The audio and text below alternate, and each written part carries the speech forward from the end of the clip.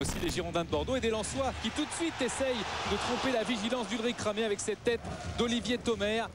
Mais c'est à côté du cadre, gardé par le capitaine des Girondins de Bordeaux. Attention quand même à cette équipe girondine avec Darcheville contré un contre favorable et Bruno Chéroux qui trouve Charlie Tange qui a pu sauver son camp avec ce réflexe sur la frappe de Bruno Chéroux. Réaction lensoise immédiatement avec beaucoup de technique, beaucoup de gestes mais aussi du déchet technique et c'est rattrapé par Denilson ce ballon. Denilson qui va trouver Smisser, l'ancien Lensois qui a fait les belles heures du Racing pendant 3 saisons. Smisser dans la surface de réparation, la frappe sur le poteau et ça resserre Chamac qui était en embuscade, bien servi c'est vrai par ce poteau pour ouvrir le score.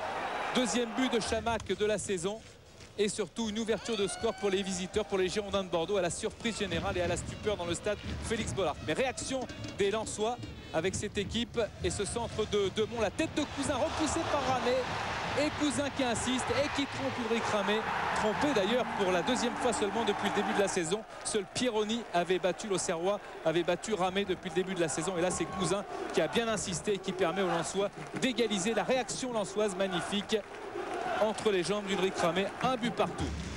C'est le score à la mi-temps. Ricardo est venu bien sûr avec sa rigueur, sa discipline, mais aussi son envie de marquer et son envie de faire mal à Lens avec ce centre de Chéroux.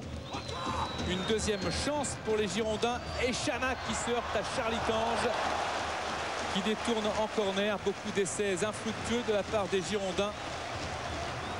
Malheureux là par l'intermédiaire de Chamac et puis Tange très présent.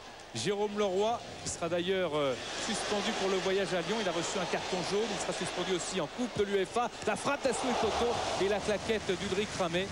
Les essais viennent de derrière avec le latéral Asuekoto et cette belle frappe détournée donc par Ulrich Ramé. Toujours un but partout. Toujours deux équipes un petit peu fatiguées qui se neutralisent. On jette malgré tout ses dernières forces dans la bataille pour le Racing Club de Lens avec encore Asuekoto qui se heurte à Ulrich Ramé.